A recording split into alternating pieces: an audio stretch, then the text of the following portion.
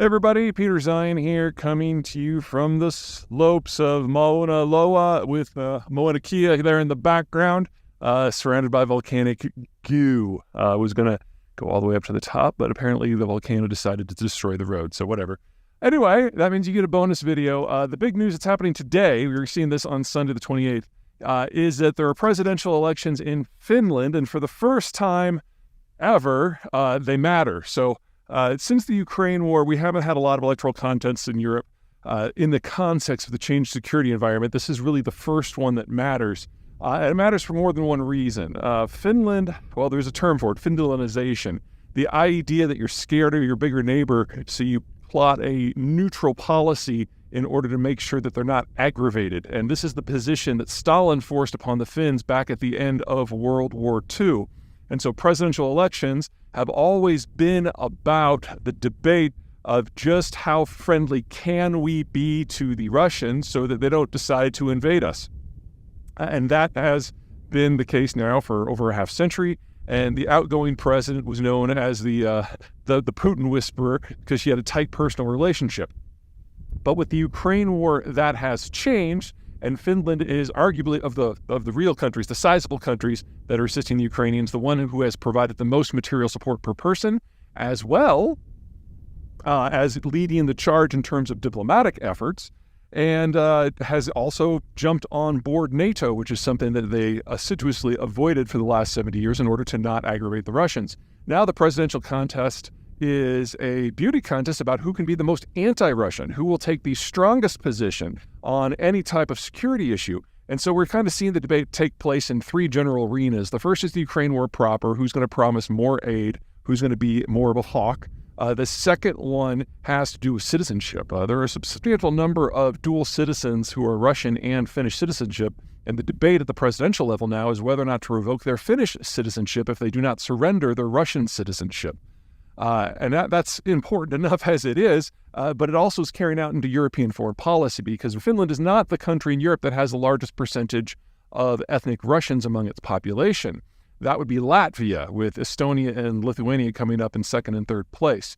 So there's always been a little bit of a quiet human rights debate within Europe about the position of the ethnic Russians in those countries, with Finland trying to take the position of the ethnic Russians in order to mollify Moscow.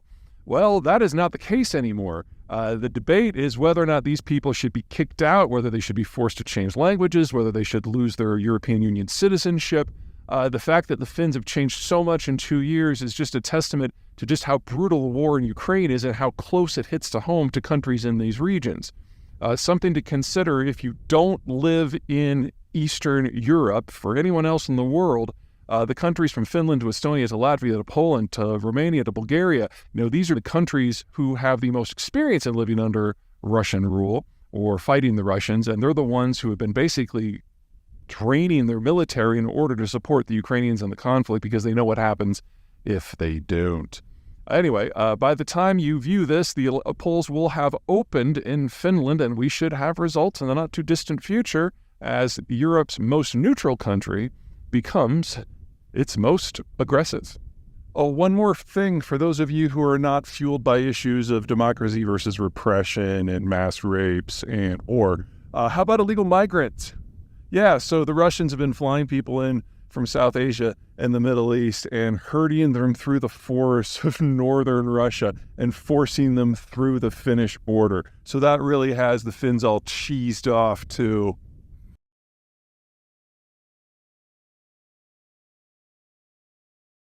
Hey everybody, Peter Zeihan here, coming to you from the Chicago Lake Shore. Today's topic is China's difficulty in securing energy supplies from really about anywhere. The trigger for me for this one is something that happened a couple weeks ago. We had one of the regional chiefs of a group called TTP, the name is right here, also known as the Pakistani Taliban.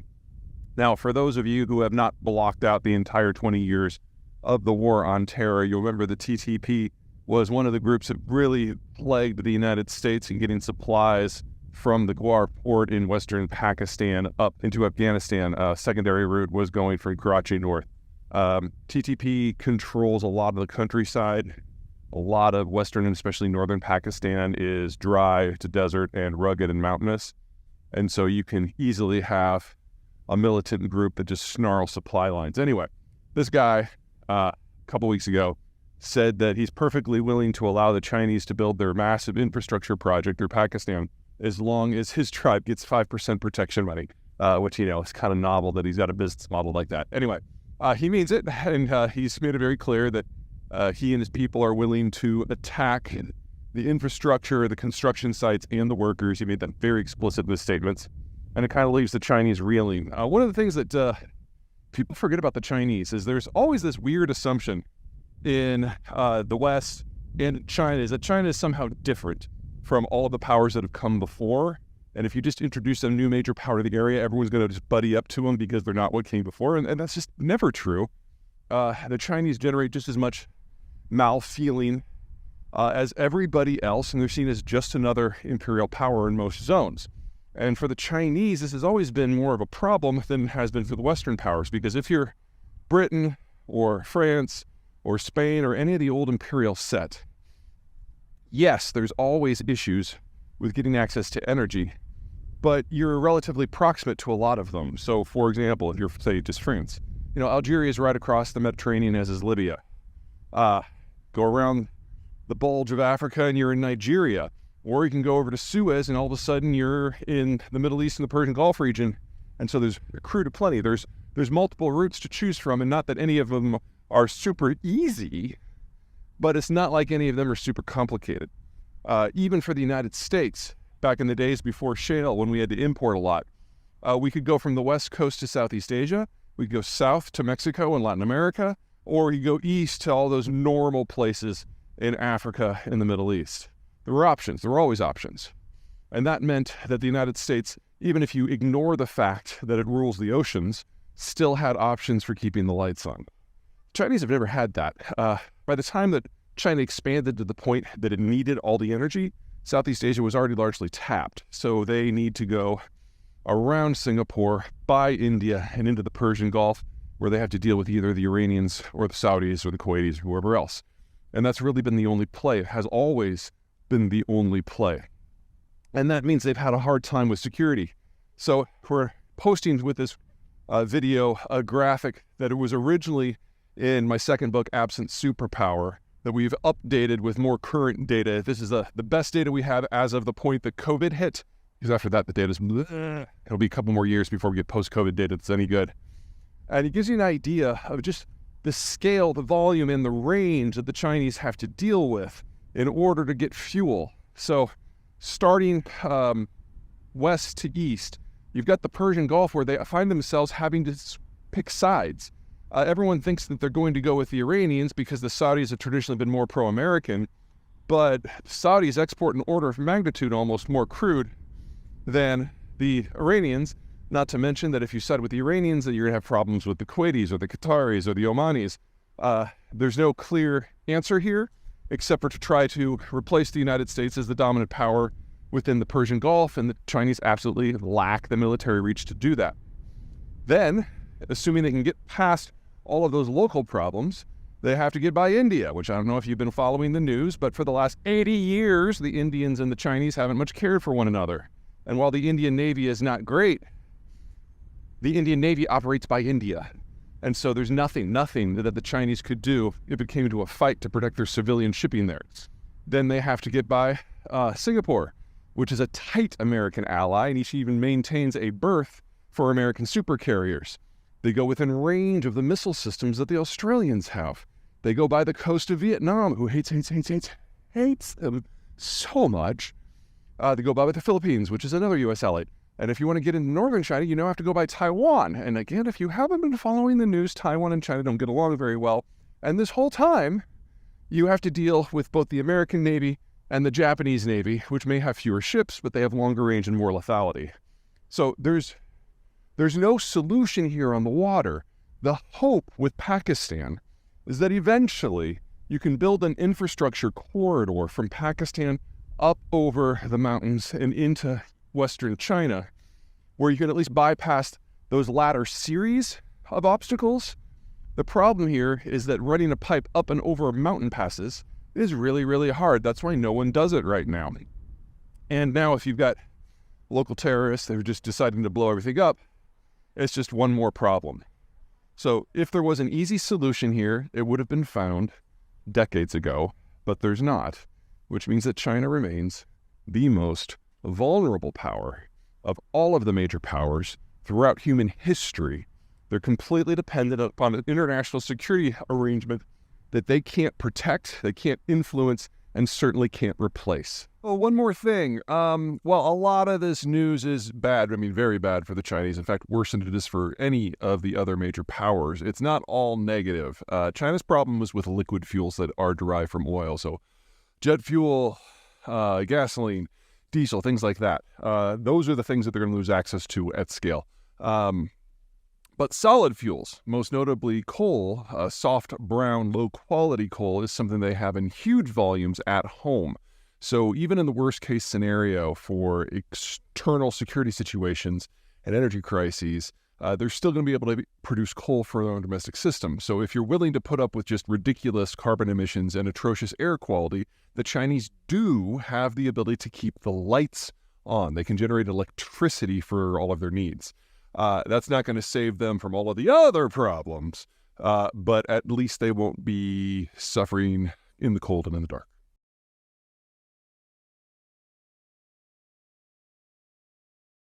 Everybody, Peter Zeihan here. We are continuing our post-American series about what the world will look like and where the hotspots will be after the United States retrenches from its current position. Coming to you from the Eagle's Nest Wilderness just below Gore Lake. And today we are going to discuss the East Asian Rim. This one's a little bit of an anomalous issue considering the series, but whatever. In that this is an area that the Americans are going to remain very engaged. In part of it, it's about managing the Chinese decline, but in part it's because the United States has a couple of very powerful, creative, capable allies that Americans appreciate. The first one is Australia, which is arguably the staunchest ally the United States has. And it has always, well, for the last 50 years at least, served as a bit of a deputy for American interest in Southeast Asia, which is a region that the United States is interested in, but has never really had the time to give the amount of attention that it deserves, and that's where the Australians come in.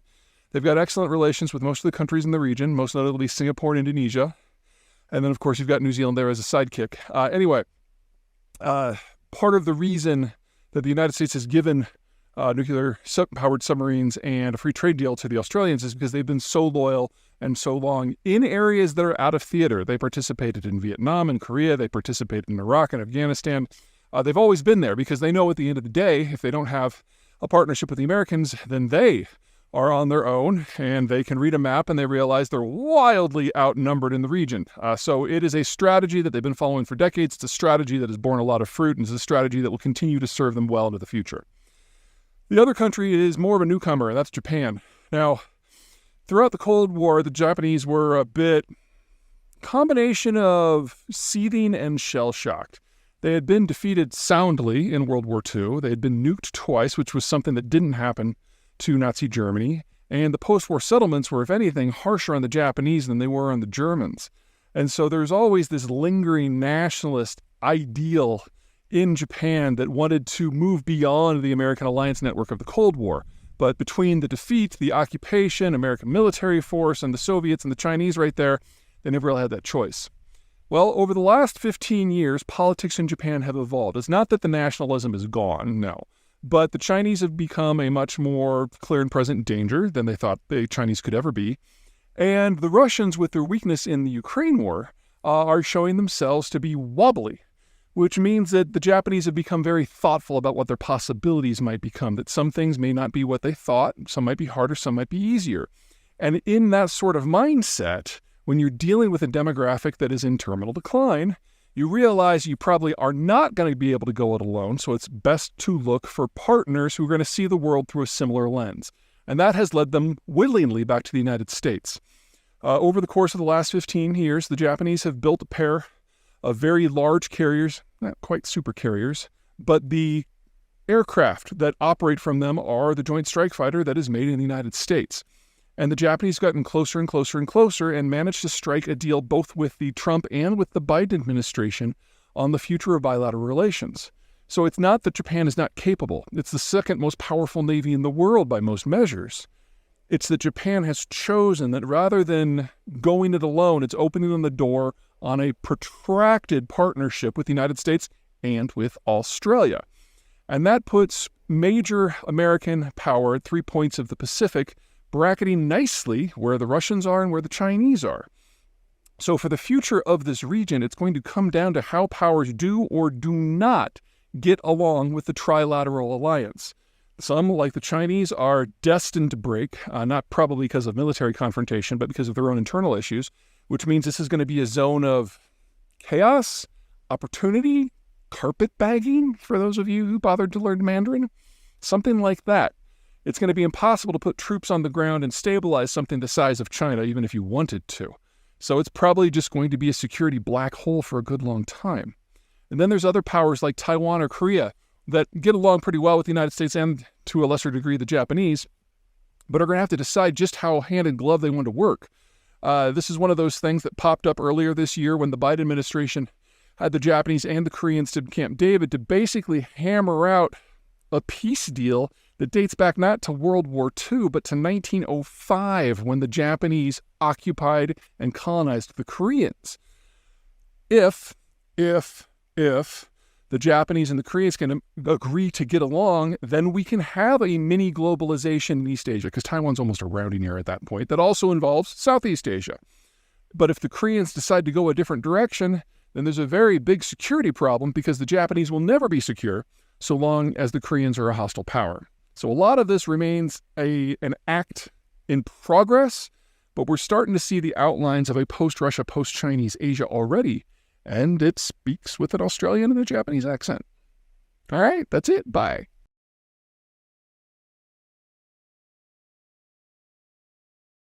Hey everybody, Peter Zeihan here, coming to you from the winter wonderland that is Colorado after a snowstorm. It is the 8th of January, and the news today is that the Indian Navy has successfully engaged in a counter-pirate operation and freed a vessel with a majority Indian crew from pirates off the coast of Somalia.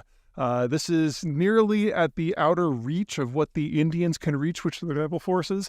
And counter-piracy operations are always lots of no fun for everyone. And so this is a pretty important tactical victory, and I think it underlines the role that I see India playing in the region in the future. Now, India is not like any other country in the world. It's certainly not like the United States. They have a very nationalist view of trade, and they don't like to integrate with anyone. And they had an ideological opposition to globalization because it was American-led, and during the Cold War, the Indians tended to be more pro-Soviet, to the point that even when the Soviet Union wasn't around anymore, the Indians tended to be fairly pro-Soviet. But we've seen this weakening in that position over the course of the Ukraine war, not because they're having a change of heart, but because they're realizing that all of the billions of dollars that they spent on developing joint weapons systems with the Russians was basically stolen, and they're never going to get any of it. So the Indians, from a national security point of view, are increasingly going their own way. That may include some deals here and there with the United States, but those will be tactical, not strategic. And it's going to be a very a la carte experience, as opposed to, say, the American relationship with Japan or with Australia or even with Saudi Arabia. India is going to do its own things for its own ways. Also, India doesn't really like anyone, and there aren't a lot of countries out there that like India, so they won't be partnering with anyone else in economic matters for manufacturing. They're going to have to do more or less the same thing that the U.S. is going to have to do as the Chinese system breaks down, and that means doubling the size of their industrial plant, but they're not going to have a joint manufacturing system with Bangladesh or with Pakistan or Sri Lanka or with Iran or with Myanmar, and those are all the countries that they border. So India's industrial plant is going to expand massively, but it's all going to be in India. That will affect quality issues, of course, but, India is a market with 1.5 billion people. I think they're going to deal with that just fine. What that does mean, however, is their threshold for military action is going to be very, very low compared to a lot of other countries because they're not integrated with anyone. They're also the first major stop for oil going out of the Persian Gulf to East Asia, which is where it almost all goes. And now the Indians have conclusively demonstrated that they're capable of doing anti-pirate operations. Well, not to put too fine a point on it, But if you're good at anti-pirate operations, you're also by default very good at pirate operations. So now that the Indians are not beholden to anyone, and now that we are seeing a breakdown in the Chinese system, we're going to see the Indians taking not de facto control, but de facto management of any trade that happens to come through the Indian Ocean basin. And that includes the world's largest oil transport route. So the issue for everyone else in the area is whether or not you can find a way of dealing with the Indians. And to be perfectly blunt, the best way to do that is cold hard cash, because the Indians are otherwise more or less going to be self-sufficient in the world that we're going to. And no one can reach them. They're literally a continent away from all the other potential players. And as for the United States, if we have an India that is a little bit, that's the best word, persnickety in its own region, that's fine, because there aren't a lot of U.S. interests that pass through that region in a post-China scenario. So this is just where we're headed. And the Indians, very clearly, are a step ahead of everyone else.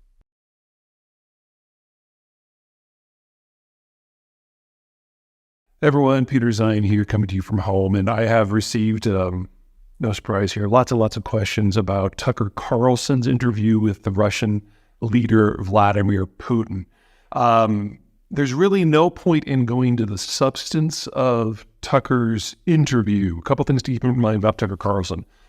Number one, he's been fired from every journalistic job that he has ever had for making things up. And his legal defense when he was working at Fox in recent years was that he's not a journalist at all. So he's not responsible for any sort of fact-based reporting. In fact, he literally called himself a propagandist. Which, I guess if you're going to go for a legal defense, being truthful helps. And he's been a Russian shill for several years. So the idea that he was being a Russian shill in Russia doesn't really shock me. And it was just an example of how Putin can get his message out in front of a relatively favorable audience in the United States to stir the political pot and keep the United States unable to make a broad-based response to anything that the Russians are doing. And this is not a new program. The Russians have been doing this ever since they formed the bot farm over a decade ago. More importantly, is the strategic picture that we have in the Russian space right now. The Ukraine war is not at a stalemate. It hasn't been for any part of this war. We've been seeing new tactics and new weapon systems moving. The current iteration is the Russians are combining their meat assaults, as they've been called, with a much better level of coordination with other tactics, especially with artillery. One of the things to keep in mind about the Ukraine war is that we've got two very different approaches. On the Ukrainian side, authority has been devolved down to almost the unit level. But when you disassociate your military strategy to that level, yes, you'll get a lot of creative people who are doing creative things that are very effective. But the information and the successes that they have, the techniques don't necessarily percolate back up to the top, which means that it's hard for the folks at the top to then apply those tactics across the entire front. So you get very, very effective commanders, but you don't necessarily get a very, very effective army. Russia has the opposite approach in that there's very little authority at the local level. And so they often have the Ukrainians running circles around them. But whenever a lesson does percolate up to the top, it is then imposed on everyone. And for the first couple of years of the war, this has definitely been working for the Ukrainians' favor. But as the Russians incrementally incorporate lessons, it's now starting to favor the Russians. And the only way that you can kind of make the Ukrainians come up again, two things. Number one, you can get them better at a little bit of command and control. And then second, of course, they need better and better weapons in order to counter what is becoming an incrementally more effective Russian war machine. That, of course, is wrapped up with politics in the Western countries, especially the United States, which is one of the many, many, many reasons that Putin arranged for his shill to come and interview him in order to keep stirring the pot so the United States would have more and more problems when it comes to acting. Just as important, arguably more important, is the Russians are thrilled about what's going on with Israel and Gaza and Iran, because every little bit of attention that the Americans give to the Israeli situation or the Gaza situation or the attacks on maritime shipping in the Red Sea is an attention that they can't give to the Ukraine war. One of the things that people forget about the American foreign policy establishment, it really has a hard time dealing with more than one issue at a time. And so for the first 16, 18 months of the Ukraine war, that was the only issue in international affairs that was in front of Joe Biden. You could argue that things with China were up there, but that was mostly in the area of economic nationalism, and that is something that can be handed off to non-foreign policy personnel. But in the United States, there's really only three people who are responsible for almost all American foreign policy. The president, obviously, the chair of the Federal Reserve, and that's usually focused on economic issues for obvious reasons, and the National Security Advisor. Even the Secretary of State really doesn't deal with foreign affairs. It's more of a dispensation rather than a policy creation sort of issue. And so when you only have three people, and one of them obviously has other things on his plate at any given time, and one of them is only responsible for financial and economic issues, it's really hard to get this mammoth institution of the United States focused on more than one thing at the same time. And if Israel and Gaza and Iran are absorbing more and more and more of that attention, then by default, there's less attention that can be paid to things going on in the Russian sphere. So the Russians have, from the fourth quarter of last year on, discovered that they have a lot more wiggle room because the leadership out of the United States is simply lacking. It's not that we've had a policy change in Washington. It's just that there's only so much bandwidth. And of course, now we're in an election year, and that snarls things even more. So ignore Tucker. You should have been ignoring Tucker for years, but do watch Moscow because they're finding new and more creative ways, not simply to prosecute the war at home, but to muddle the picture on a broader global scale, to play into this fact that the Americans have a hard time focusing on more than one thing.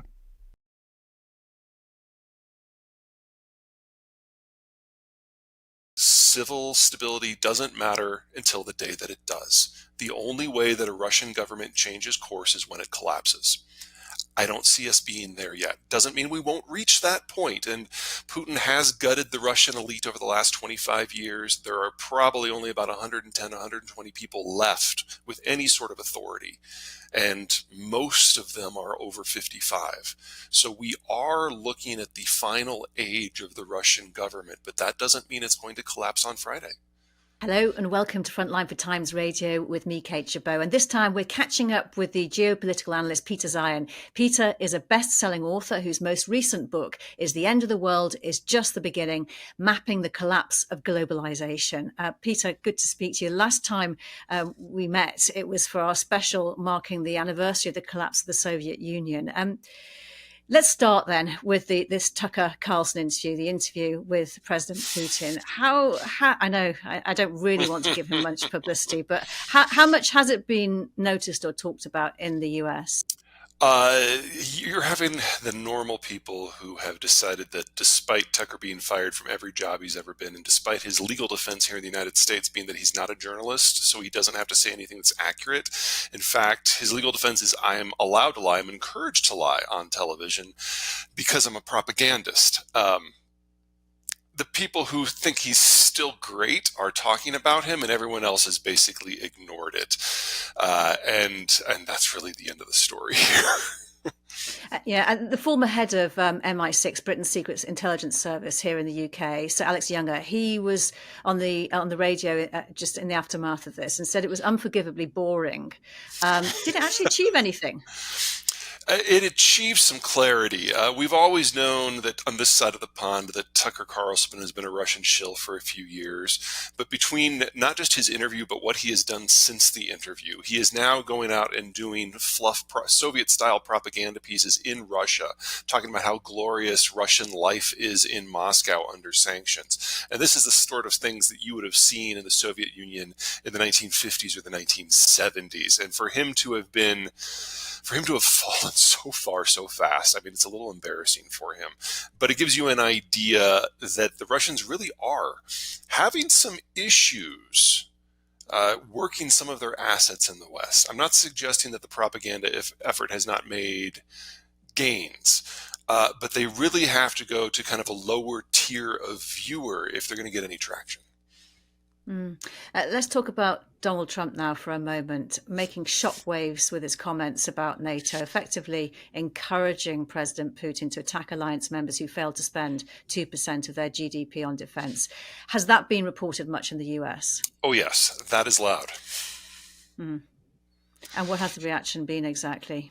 A kind of horror from the point of view of folks in the center, which I think is not entirely honest. If we're going to speak candidly here, one of the problems that people in the rest of the world, especially in Europe, have kind of forgotten is that the amount of time that most NATO countries had just kind of treated the alliance as a side piece really did erode confidence in the Americans and what the Europeans would do when the rubber would hit the road.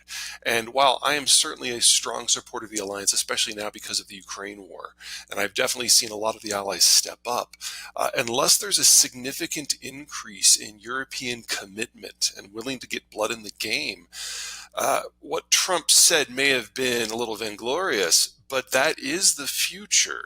For NATO to function, it needs to be more than an American alliance. And in my first book, The Accidental Superpower, I talk about how the Americans are losing confidence in the alliance because of this issue. Now, if it had been anyone but Trump who would have said it, it would have probably triggered a lot more soul searching because Trump goes for things for the public pizzazz. But the issue is a very, very real one. And treating this as just a Trump issue, I think, isn't going to do anyone any good.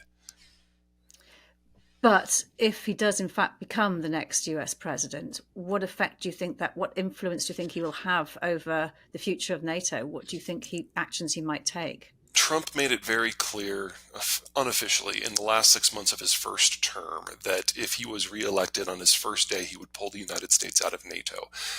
Now, I don't think Trump personally has much of a chance of winning the second round, and that assuming he's not in prison. But if he were to win, yes, NATO would lose the United States. So let's talk about funding for Ukraine, because after weeks of setbacks, the US Senate has finally given its approval for the $60 billion aid package as part of an overall $95 billion wartime aid package. It still has to get through the House of Representatives, though. How much focus is President Biden and his administration paying to Ukraine at the moment, do you think? The problem with the United States political system when it comes to foreign policy is we're really only able to function and focus on one issue at a time. There's really only three people in the American political system who have a role in terms of policy making for foreign policy. You've got the National Security Advisor, the President himself, and the Federal Reserve Chief. And they just can't deal with multiple crises. There's not enough bandwidth. So because we now have Iran and the Gaza war happening at the same time, and because the Chinese degradation has accelerated, the Ukraine war by default has taken a back seat. It's not that it's not a priority, it's just that it's not the priority anymore.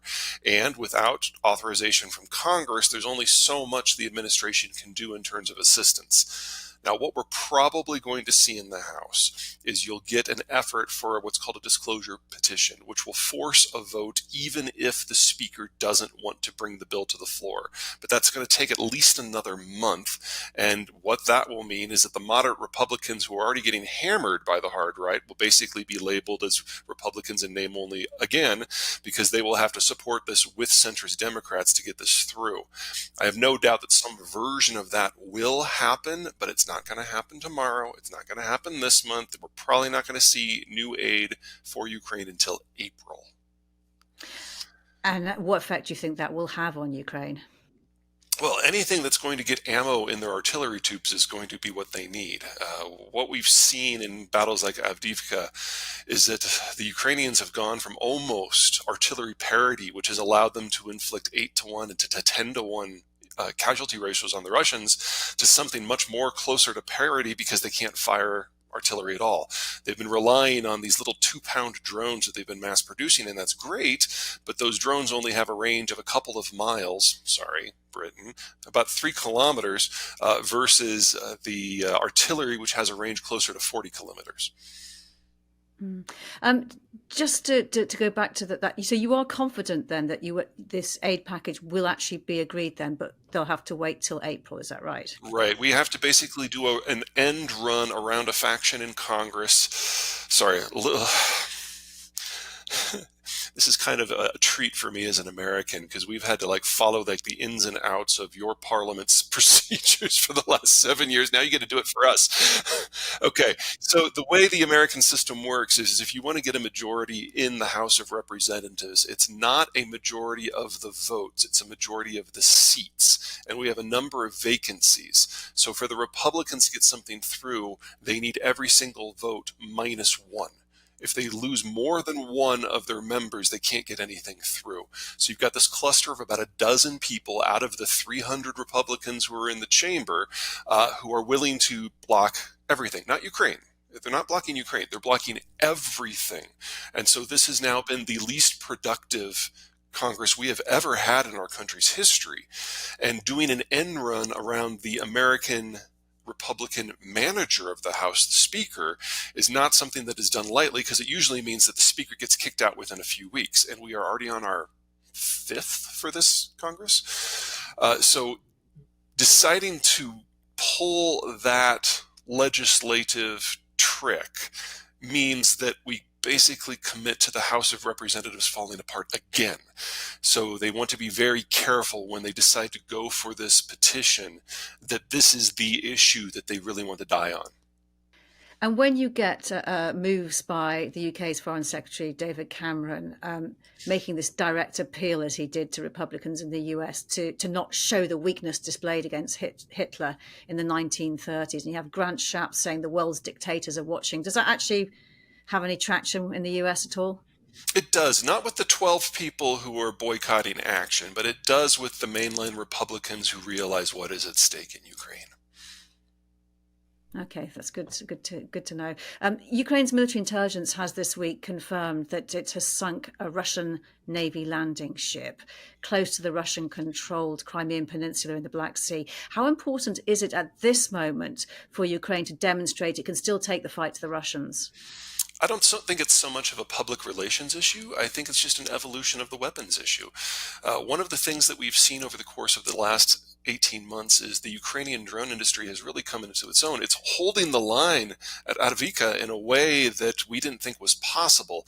And the ship that was sunk with a fundamentally new drone, which was basically a modified jet ski, something that was not in their arsenal 6 weeks ago. So the Ukrainians aren't just showing that they can hit at longer and longer ranges, but it's with more and more novel weapon systems. I think the weapon systems to watch for the most, the ones where we're going to be seeing the greatest impact on the Russians, aren't naval, though. They're these long-range air drones that are now striking chemical and energy facilities across the length and the breadth of the Russian coastline, which should be the part of the Russian system that has the best air defense. Western sanctions have had an impact on Russian energy exports, but not nearly as dramatic as what the Ukrainians have done by hitting a few fuel depots and fractionating columns. And these parts of the campaign that you describe, it comes after a major shake-up of the Ukrainian armed forces, with the Ukrainian Commander-in-Chief, General Valery Zaluzhny, replaced by General Alexander Syrsky, and 4 new other appointments in the military. What is President Zelensky trying to achieve exactly? This is something that is a little concerning, not because I think he's made a horrible mistake or anything, but anytime you see political instability in the midst of a war, you have to be a little concerned. The outgoing folks were fairly competent and fairly politically popular. The new ones are relatively untested. But I don't want to overstate this. Whenever you have a lot of changes in tactics and strategy, especially with the dynamism of the circumstances among the allies, you're going to want to have different people in different positions regularly. The question is, what does that do to the morale of the troops? And because we've had basically the same 2 divisions fighting the Russians nonstop for 14 months now, the morale of those people is everything. So we're going to know very, very quickly whether this is going to have a positive or negative impact or otherwise. In terms of the implications for democracy, I don't see any, because these are appointed military positions. These are not civilian administrators.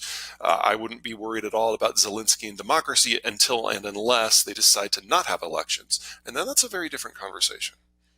You mentioned morale. This General Syrsky, he apparently, from what I understand, is not popular with the troops. His nickname is the Butcher because of his reputation for his lack of concern for their welfare. He is trying to change that because he's been sort of promoting a kind of image of being more caring as a military leader.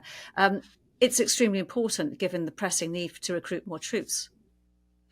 No, that's absolutely the concern. And the tactics that he has expressed in the past are wildly appropriate to the front of today, but that doesn't mean that they would be inappropriate to the front of tomorrow. So the question is whether he is capable of changing tactics and operational strategy based on circumstances. We will know very soon. And if the answer is no, then he will not be there very long. He's just visited the front line in the east of the country with Ukraine's defense minister and described the situation as precarious. What challenges does he face? Without the ammo that is necessary to hold back the Russians in multiple places, the Ukrainians have really had to ration what they have and focus on these drone assaults. The strength of the Ukrainian system militarily is that they've really devolved a lot of decision making to the local level, but the local level can only do so much if they have limited ammo. So if we don't see a change in the military supplies soon, that local authority will evolve very, very quickly into a mass rout. Because as soon as one group decides to pull out because they can't shoot back, there's no reason then to expect the others to stick around. That's the trick here. And I'm not sure that Sersky has an answer for that. But I am not a tactical guy and I am not on the front. But that is why this is all precarious. Now, luckily, the Ukrainians have spent the last 6 months doing a bit of a shadow of what the Russians have done for the last 18 months and building up a series of minefields behind their positions to retard any sort of rapid advance. So I don't think we'd be looking at a collapse of the front, but we could see a lot more movement than we've seen in the last year. And one of the challenges that General Sersky is facing is the reform of the Ukrainian army, and Zelensky wants a plan. What needs to be done, and how does its command and control structure stack up against what the Russians are doing and how they've changed as we go into the third year? That's a good example of where Zersky might actually be the right guy for the job. So he has his background a little bit more rooted in the Soviet system of top-down control, and to this point that would not have worked for the Ukrainians. That local control, the local decision-making, the local innovations is what has allowed the Ukrainians to do well in the face of just massive odds. And against them has been a top-down control from the Russian system, which is wildly underperformed. But we're not in the first year of the war anymore. And as we enter year 3, what we're discovering is the lack of top-down control in Ukraine has prevented the lessons from each individual unit from coming up to the top, being turned into a broader strategy, and then percolating down to everyone.